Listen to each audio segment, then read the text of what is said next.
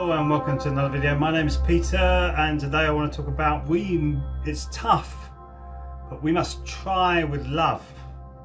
Anger and violence, etc. never has brought love. So it's tough, but we must try to heal this world with love. First I give you a proper greeting. So Banga Saminam, Shanti, peace to you, peace to me. Yes, hello, hello, hello, hello. So it's tough to try with love. Look at the amazing people who have done this in our society, or even back in the past. Look at Gandhi, for instance. Gandhi was a fascinating character. He was a very intelligent, could have been an intellectual, but he realized the breaking down of natural law of the society that he was living in, as they were breaking down the rules and coming in more and more to their lives. Sound familiar? More and more the state was coming in and trying to control their lives, and he got to the point where he said, I'm not having this. I'm not having this. So he stood up and he spoke, and he walked for peace, he sat for peace, he sat and lectured people, he spoke about how he felt. He started to become more and more peaceful as he was doing this. He suddenly resonated with more and more people, more and more love coming back at him. He started to get looked after as he was marching across India. Bigger and bigger crowds were starting to resonate with him because he stood up and said no, and many, many more people followed him because he was right. He was right. You shouldn't allow anything to come into your life and push you into a position which is not right. Of course you should be following natural law, so don't hurt or harm anything or anybody else's property, and that covers everything. That covers virtually everything, because this is really all of our property. So you shouldn't be hurting your property, you shouldn't be hurting anybody else's property, you shouldn't be hurting yourself or hurting anybody else. So it's really focusing on that. He realized that, and he was preaching that as well, and he made incredible changes in India. Incredible changes. So he said, be the change you want to see in the world, and there's a bit more to that quote which I can't remember. So he's really saying this is down to you. I'm doing this, but this is also down to you to stand up and say no more. And I've done it on many occasions and got myself into trouble with certain aspects of our society, even to the point where my internet exchange was ripped out when I started to ask difficult questions to a Tory MP. And when you start to realise that this is a very sinister meme that we live in, more of us need to speak up, more of us need to speak out, but we must do it with love. As you do it with force or anger or violence, you're just going to get that back at you. You do it with love, you can change the energy over there, or the energy will go away once this love vibration starts to get bigger and deeper. Another amazing figure that I grew up with was John Lennon.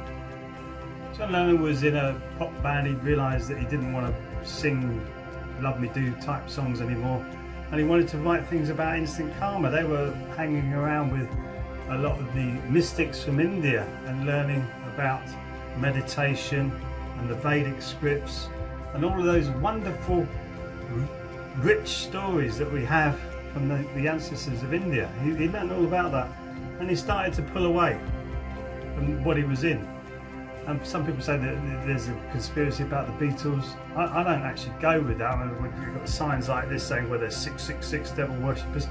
That is a meditation posture. It means 3, 6 and 9. It's the secrets of the universe. It's not a 666 satanic sign. That also is warding off dark spirits. Dark spirits is a Tibetan sign. It's not the devil's horns and all this kind of business. These people are crazy who are talking about that. That's a mudra. It's called a mudra, hand signal, and that's where you meditate with your hands like that, because you're trying to connect with the secrets of the universe. Rodin's numbers 3, 6 and 9. It's a mudra. So he was caught doing things like this and occasionally like that. I don't know what that's all about. That's like the one eye, the all-seeing eye, your third eye, or some people call it the first eye. But look what he did. He laid in bed for a week, I think it was, with his wife, just saying to everybody, just do what you can for peace. Pee for peace, eat for peace, walk for peace, jump for peace, love for peace, everything for peace. And he was starting to be interviewed at that time, because he started to get depressed, I believe, and he started to write an album again, and he coming out of his shell thinking, well, I can do something about this. I can do something about this. So he's talking about doing it peacefully and without aggression or violence or anger. Just do it peacefully. And what happened to him, same as Gandhi? He was shot. Coincidence? Of course it's a coincidence. And then another great human being who was passionate in his talking but also calling for peace was Martin Luther King. And some of the quotes, you listen to what he said in his speeches, you just read and listen and learn. Go back into, you'll find them on YouTube, learn from really passionate but also wanting peace in his life. He didn't want the country to be divided, black and white. He saw that was happening, and he didn't want people to be racist towards the black people of America. And yeah, fantastic. It's not this Black Lives Matter who's funded by somebody else and is all politicized, and it's not right. That is not right. That was different. He was saying this is for everybody, not just one group of people. It wasn't polarization. It wasn't splitting people up. He's saying this is everybody. We all need to look at this and peacefully reject it, which is what it was all about. So he's doing it with love. Love is not, oh, big colours and that. That's like a chemical reaction. Love is looking at the bigger picture and saying, I want the best for everybody here. That's love. And this is how this will be fixed. All of this stuff that we're going through at the moment, all of the false flags, all of the false pandemics. What is a pandemic? It's a certain amount of numbers, isn't it, I thought? Or is it across the world? Is it just because it goes across the world, or is it the amount of numbers? And we're seeing now that the numbers have been faked, falsified, incorrect.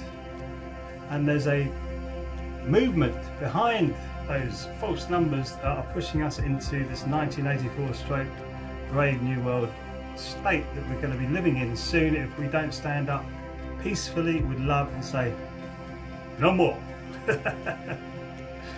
No more. I tried it with anger and it didn't work. I tell you, it didn't work for me at all, and I don't think it worked for anybody else. So the protests, yeah, maybe good, maybe bad. Putting good energy into that, you meet a lot of interesting and kind people at the protests.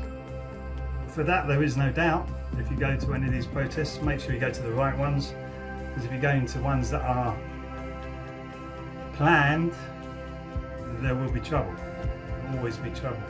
For instance, I don't trust Extinction Rebellion at all. I think they've got an agenda behind them. The two people who set them up are professional agitators, and they're pushing young people into getting arrested and having a criminal record.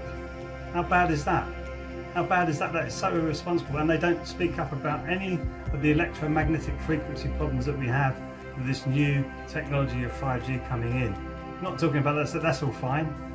And yet they're really not addressing a lot of the big business pollution that's happening either. Come on. Where's that coming from? And the Black Lives Matter as well. It's almost racist, in reverse racism. It's not right either, and these are being highlighted very well by people more qualified than me to talk about it, so I won't go too much about it, but it's more qualified than me who are talking about this kind of stuff, and I agree with them 100%. I saw it. I can't give you any examples, but I see it very clearly, and you can see it very clearly when you wake yourself up, but it's waking yourself up with love, not anger. And it's your heart chakra, opening up your heart chakra, getting your gut healthy as well. Qigong, we do a lot of Qigong on this channel, so you can learn Qigong for free on this channel. I will be doing more courses in the not too distant future that you'll be able to find on this channel and also on my website and Bright Being's website. So keep an eye out. There's good things coming. Anyway, thank you for watching, and I'll see you in the next video. Sarang Hamid.